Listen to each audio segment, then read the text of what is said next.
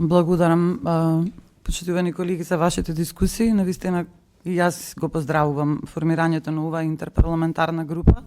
Бев член на оваа група и во минатиот состав, така да го поддржувам колегата тоа што го кажа дека навистина работевме и успеавме, ако ништо друго, барем со законот за матична евиденција.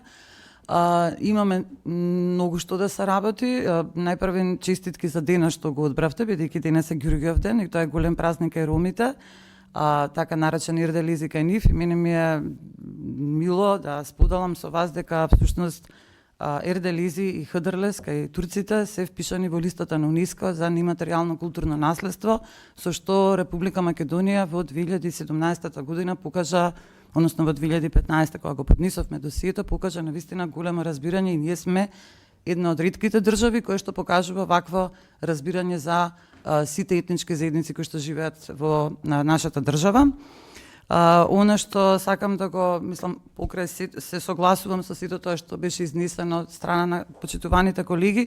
Јас би сакала да потсетам дека едно од најубавите култури кои што ги имаме во нашата држава е ромската култура, баш заради нејзината разноликост и богатство. И во многу наврати кога сме разговарале со припадниците на ромската заедница, сме увиделе дека преку културата се врши најголемата и најубавата интеграција во едно општество. И тука, зашто го говорам ова, за да потсетам дека и претходната влада имаше ветување дека ќе се отвори културен центар во Шутка, но тоа не се случи и мислам дека наша задача е сега да го оствариме тоа. Дополнително, наредната година се навршува 10 години од смртта на Есме Реджепова, која што е ромка, но која што ја прослави Македонија низ целиот свет и не представуваше како држава низ целиот свет. За жал, незината куќа, која што таа ја остави во владење на Министерството за култура на Република Македонија, е руинирана. Тоа е фактичка состојба за која што и самите припадници на ромската заедница реагирале веќе неколку пати.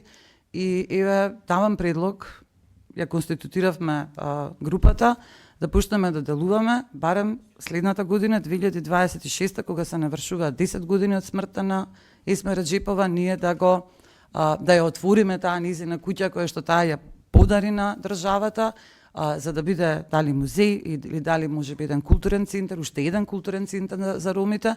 Ние навистина имаме привилегија, бидејќи општината Шутка е единствена општина во светот каде што е најголема ромска заедница и каде што и градоначалникот е ром.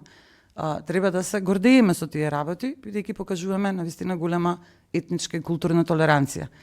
Но сметам дека еве оваа група има уште од сега задачи. Да видиме што се случува со тој културен центар и да видиме што се случува со куќата на Есме. Ви благодарам.